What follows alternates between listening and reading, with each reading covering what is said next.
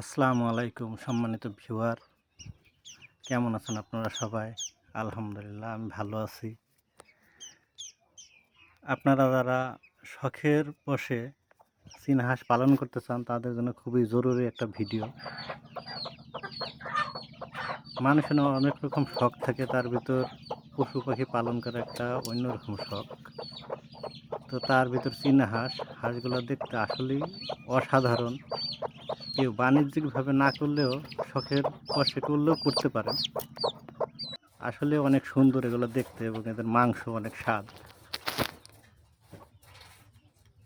তো ভাই, যেই করুন না কেন, নতুন অবস্থায় আপনাকে কিছু ধাক্কা খেতে হবে, মানুষের কটু কথা শুনতে হবে, এমনকি পরিবার থেকেও শুনতে হবে। কিন্তু আপনি যদি আপনার উদ্দেশ্যে অটুট থাকেন তাহলে আপনি নিশ্চয়ই এগিয়ে যেতে পারবেন। আমিও শখের বিষয়ে কিছু হাঁস কিনেছিলাম। হাঁস না, আমি 10 পিস ডিম কিনেছিলাম, সেখান থেকে 7টা বাচ্চা ফুটেছিল।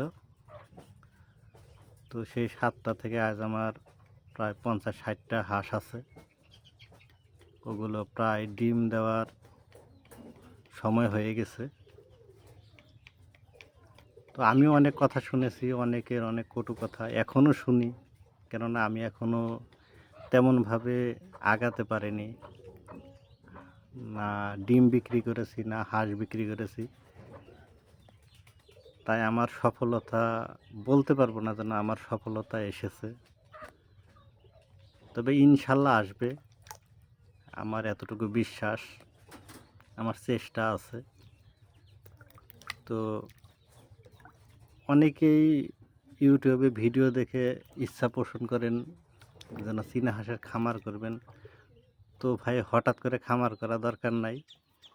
প্রথমে 2-4টা কিনুন, তারপরে দেখুন যেন আপনি পারবেন কি না। কারণ এগুলোর পিছনে অনেক সময় দেওয়া লাগে, অনেক ধৈর্যের বিষয় আছে, অনেক কিছু জানাশোনা দরকার আছে। আমার শুরু থেকে প্রায় 10-12টা হাঁসের বাচ্চা মারা গেছে, কারণ তখন আমি বুঝতাম না যেন কী কারণে মারা যায়, কেন মারা যায়, কোন রোগ হলে কোন ওষুধ আমি খাওয়াবো, তাদেরকে কিভাবে রাখবো, কি খাবার দেব, এমন কোনো আইডিয়া আমার ছিল না। এমনকি মাঝে মধ্যে আমার বড় হাঁসও,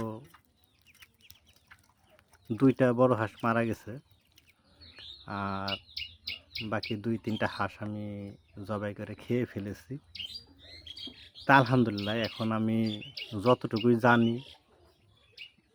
তো এখন আর তেমন নষ্ট হবে না, তেমন আশা আছে। এখন নিজে যেমন বুঝি, এখন মানুষকেও আমার সাধ্যমতো আমি চেষ্টা করলে সাধ্যমতো সাহায্য করতে পারবো পরামর্শ দিয়ে।